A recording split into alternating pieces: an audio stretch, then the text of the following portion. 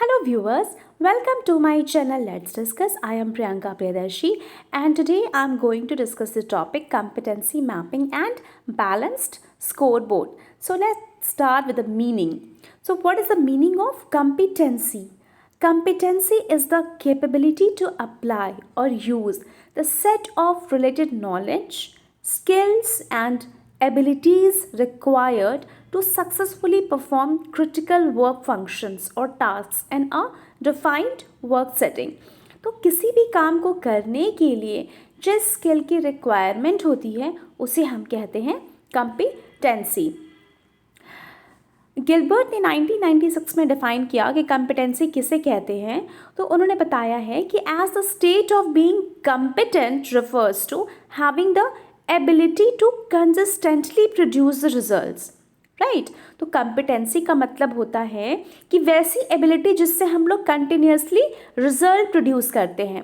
The वर्दी outcomes of behaviour, जिससे कि आउटकम निकले that are required for the most efficient and effective achievement of the larger organizational goals. किसी भी organisation के गोल को अचीव करने के लिए, इफेक्टिवली एंड एफिशिएंटली अचीव करने के लिए हमें जिस बिहेवियर की, कैरेक्टरिस्टिक्स की, एबिलिटी की ज़रूरत होती है, that is called competency. Du Bois ने 1998 में बताया है कि competencies are those characteristics like skill, knowledge, ability, mindsets, thought patterns and the like that when used either singularly or in various combinations result in successful performance. तो competency के लिए जिस characteristics की ज़रूरत होती है, चाहे वो स्किल की बात करें, एबिलिटी की बात करें, आप क्या सोचते हैं, आपके बिहेवियर, आपके थॉट, उन सारे का जो मिक्सचर, जो कॉम्बिनेशन होता है, वो क्या करता है, रिजल्ट को प्रोड्यूस करता है. अगर आपका परफॉर्मेंस सक्सेसफुल हुआ तो कहते हैं कि ये सारे जो कॉम्बिनेशंस हैं वो कॉम्पिटेंस हैं. नेक्स्ट, एवार्ड्स ने 1998 में बताया है कि underlying characteristics of a manager which causally relates to his or her superior performance in the job. कि एक कोई भी अगर मैनेजर है, उसके सुपीरियर परफॉर्मेंस की जो वजह है, जो कॉम्पिटेंसी है, एक मैनेजर अगर सुपीरियर परफॉर्मेंस कंटिन्यूसली दे रहा है तो क्या कैरेक्टरिस्टिक्स वो इनकर करता है, उसके अंदर क्या ऐसी क्वालिटीज़ है, क्या एबिलिटीज़ है जिसकी वजह से सुपीरियर परफॉर्मेंस हो रहा है और आउटकम आ रहे हैं, पॉजिटिव आउटकम आ रहे हैं. तो जो जिस कैरेक्टरिस्टिक्स को वो अकर करता है, that is called competency. So let's take an example of dancer. कि एक डांसर को अच्छा डांस करने के लिए, एक बेस्ट डांसर होने के लिए किन किन चीज़ों की ज़रूरत पड़ती है. तो डांसर्स को क्या करना पड़ता है, बीट्स की पकड़ होनी चाहिए. राइट. उनका पोस्चर अच्छा होना चाहिए, अलाइनमेंट, कोऑर्डिनेशन अच्छा होना चाहिए, अपने पोस्चर्स पे कंट्रोल होनी चाहिए, उनके बॉडी में फ्लेक्सिबिलिटी होनी चाहिए, मोबिलिटी होनी चाहिए, स्ट्रेंथ होना चाहिए.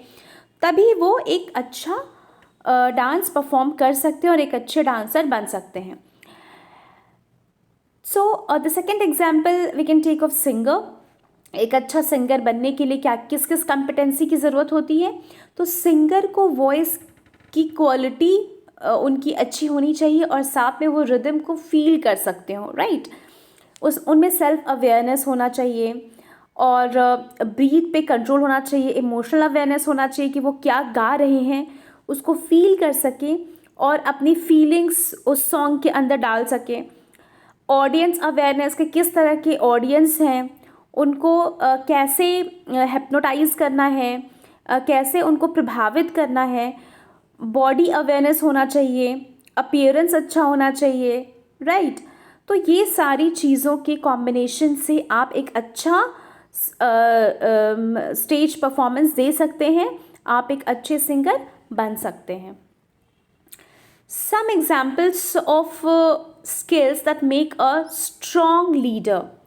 अब चाहे आप HR की बात करें, मार्केटिंग की बात करें, फाइनेंस की बात करें, सबके लिए स्पेशलाइज्ड स्किल की ज़रूरत होती है. इसके लिए स्पेशलाइजेशन बनाया गया है, जिसको जिस फील्ड में जाना हो उसी फील्ड में वो अपने स्किल को इन्हांस कर सकते हैं, कंपिटेंसी को इंक्रीज़ कर सकते हैं। लाइक अगर मान लीजिए कि एक लीडर के रोल को फुलफ़िल करने के लिए हमें कंपिटेंसी मैपिंग करें तो हम किन किन चीज़ों को कंसिडर करेंगे, तो डिसीजन मेकिंग, पेशेंस होना चाहिए, रिस्क टेकर होने चाहिए, उनमें एम्पैथी होनी चाहिए, वो एक्टिव लिसनर होना चाहिए, डिपेंडेबिलिटी नहीं होनी चाहिए, क्रिएटिविटी, पॉजिटिविटी, और उनमें एबिलिटी होना चाहिए कि इफ़ेक्टिव फीडबैक दे सकें और जो भी फीडबैक वो ग्रैस्प करे उसको, उनके लिए जो भी कलीग्स उनके या मैनेजर्स या जो भी अदर सबऑर्डिनेट्स एम्प्लॉयज़ हैं उनको फीडबैक दे रहे हैं उस पर वो वर्क करके इम्प्रूव कर सकें, एट्सेट्रा। बहुत सारी क्वालिटीज़ हैं लीडर्स की। तो इस तरीके से आप स्ट्रॉन्ग लीडर चुनने में ये सारे पॉइंट्स जो हैं वो एज अ कंपिटेंसी काउंट होते हैं।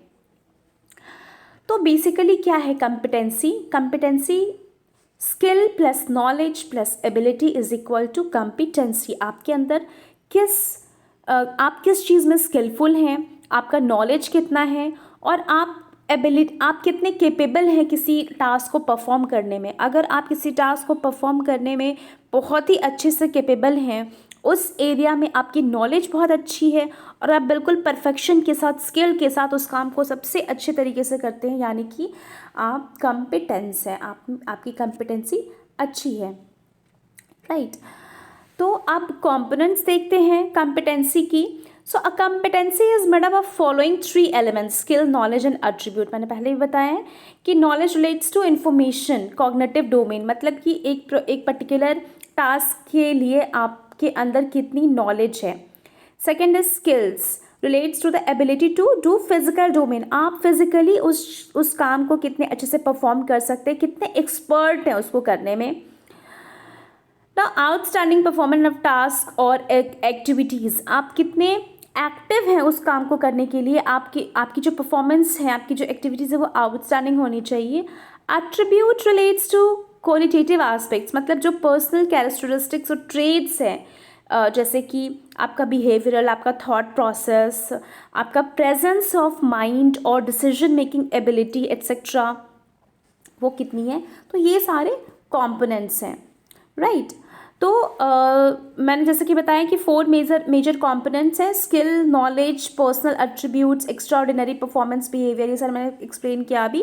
तो ये सारी चीज़ें कॉम्पोनेंट्स हो गए कंपिटेंसी के, right. So thank you so much, this is all about today session. अगर आपको ये टॉपिक समझ आया हो तो वेल एंड गुड, अगर नहीं समझ आया तो feel free to ask me any time. Keep learning, keep smiling and keep watching my videos. Thank you so much.